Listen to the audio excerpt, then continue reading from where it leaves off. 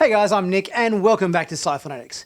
New here? Well, please don't forget to subscribe with that big red subscribe button for all the latest sci-fi TV news on YouTube. Today, I'm talking to you about episode 9 of Resident Alien, entitled Welcome Aliens. Some really funny stuff with Harry and Astor at a sci-fi convention, with UFO experiences and a cool guest star from Terry Quinn, who you guys might know from Lost as the character of John Locke.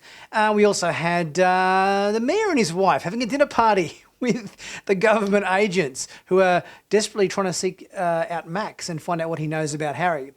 So let's take a look at this week's episode of Resident Alien, episode 9. So our episode begins with a flashback, and it seems to be a recurring theme. We've had a few episodes start off with a flashback in Resident Alien, and this time it's 30 years ago with a husband and wife expecting a baby on a bus, and the bus gets frozen by some sort of alien tractor beam, and the baby gets removed from the mother whilst everybody is in this moment of frozen time, which obviously when the episodes start off like this, it leads to a bit of a mystery. It lets you wondering who the hell are these people and who are they going to turn out to be. So it's definitely a nice hook into the episode to kind of get your sense of mystery engaged and wanting to know more. I loved the opening scene with Harry's regenerating octopus leg. There was a few very funny moments that came out of that scene, and just the surprise on Astor's face when she reveals that he's just got this tentacle that's wiggling around underneath the blanket there.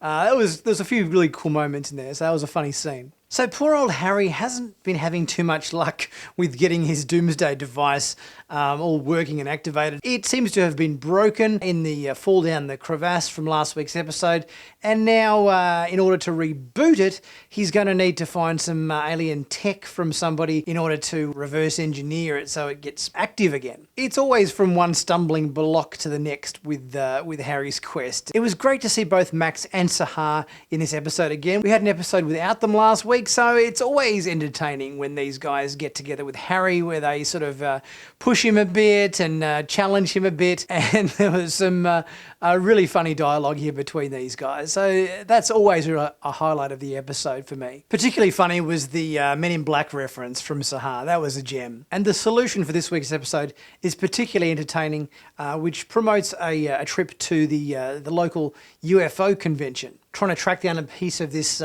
alien technology that's going to help Harry rebuild his device.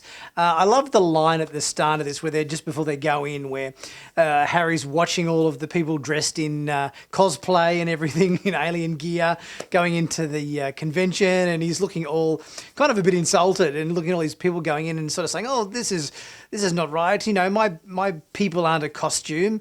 And Astor turns to him and says, welcome to my life. It was a PC joke, but it was kind of a funny PC joke, so I thought it was really good. I love the scene of the convention where they're observing the guy who's going through all the different alien races, from the Greys to the little green men and so forth, and Harry's kind of critiquing them on their general personality as he goes, and one of them owes him money and one of them are jerks, and it was a funny scene listening to Harry kind of critique all the different alien races that he's come across. And finally, Sheriff Mike gets a bit of talking to from his old man in the cafe, where he kind of puts him in his place and gives him an analogy from his mother, who was obviously very strong-willed and everything, and that he should appreciate Deputy Liv a little bit more. So it seems like Sheriff Mike is kind of coming around a little bit more to the fact that Deputy Liv was worth having around, and he needs to kind of mend those bridges. The other part of this episode that really put a smile on my face was the karaoke scene in the bar, where Sheriff Mike and Deputy Liv reconcile their differences, sung to the tune of Bette Midler's Wind Beneath My Wings. It was kind of one of those scenes where it kind of started happening, and I'm thinking, oh no, this is going to be really cringeworthy, but it actually wasn't. The scene worked well, and I think I did have a laugh out loud at this moment. So it was fun. It was a fun scene to watch, and good to see that Deputy Liv has got her job back as deputy, and that sort of Sheriff Mike has acknowledged her worth. And after putting evidence together from last week's episode, we saw when Sheriff Mike witnessed Sam's wife out on a date with another gentleman. He has put two and two together, and he's made an arrest with Sam's widow. So it looks like at the moment that she perhaps is the culprit behind his death. And I must say, it was great to see Terry O'Quinn pop up in this episode as the Alien Experience panelist at the convention, Peter Bark. A lot of you guys would remember Terry O'Quinn as the legendary character of John Locke in the TV series Lost. But Terry's popped up in lots of different genre TV series over the years, from X-Files to Millennium and a bunch of other stuff. It's great to see him in Resident Alien. It was a cool moment too in this episode when Astor got up at the convention and kind of told her story about seeing Harry's ship crash land, and then obviously now in the last week or two getting to know him. And it was sort of a touching story because all the previous stories at the convention had been people talking about horrific experiences, getting anal probes and all this kind of thing, and she has kind of a nice story to tell about Harry. So that was sort of a sweet little touch, I thought. Also good to see our government agents having got into the bottom of things a little bit more, where they're now having dinner parties with the mayor and his wife, trying to locate Max and finding out a bit more about Harry's whereabouts. This was sort of a quirky kind of scene with the two sort of bickering and looking through the house trying to find clues and so forth, but it was sort of a little bit overshadowed by, I thought, the convention scene with Harry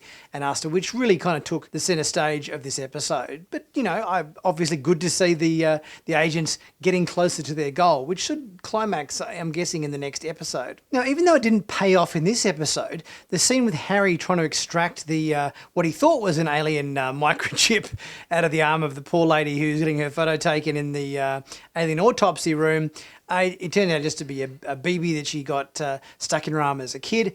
Harry didn't know that, of course, but whilst he was trying to extract it from her, the camera did take a series of photos. So even though we didn't see the result of this in this episode, I'm guessing somebody is going to look at these photos in next week's episode and get a bit closer to finding out what's going on with Harry. Probably the government agents, maybe. It was also a lot of fun to see at the convention the ufologist Giorgio Tsoukalos, I think that's the way you pronounce his name, correct me if I'm wrong, where he's done a whole lot of documentaries on UFOs, and he always pops up in Ancient Aliens documentaries and sort of the go-to person for commenting on matters of UFO and Ancient Aliens and all that sort of stuff. So yeah, it was cool to see him pop up as himself in this episode as well. But Harry finally gets his piece of alien technology out of the neck of Terry O'Quinn, who it turns out that he was the husband on the bus at the beginning, whose wife was pregnant and that had the baby removed from her, and he's been looking for his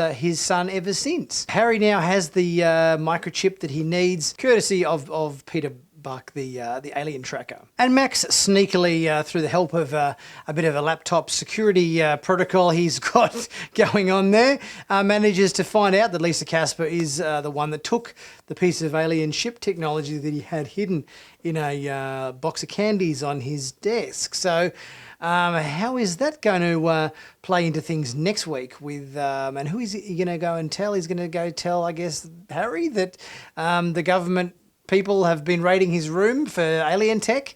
It's going to all come to a head pretty quickly, I'm sure, in the next week's episode. I don't think there's very many episodes left. I think might even be the last episode, episode 10. But yeah, we'll see if they can wrap it all up in time. And finally, it would seem that with a bit of digging in Harry's apartment, Darcy has managed to do a bit of rummaging through Harry's chest freezer in the basement and uncover the frozen corpse of human Harry. So it would seem now Harry's identity and his disguise and agenda is being picked apart and discovered by many people in town now. It's going to be interesting next episode with how Darcy responds to this discovery.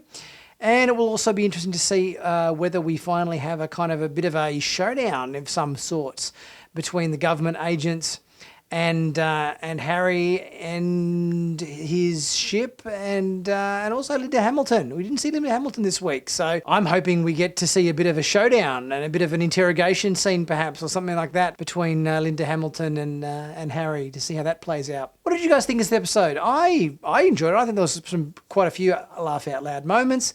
There was a bit of tension. There was a bit of comedy. Had a bit of everything. Leave your thoughts in the comments section. Let me know what you thought. And don't forget to click on that like button, to share this video. Click on subscribe if you haven't already done so. And also check out my merchandise in the merchandise store. Link is in the description. It helps really support the channel, guys. Very special deal for the next 4 days from the 26th to the 29th of March. It's 20% off everything. So be sure to check that out for a great deal. And also click on join if you happen to want to get a bit deeper and support Sci-Finatics even more. Until then, I will see you guys next time for my next review.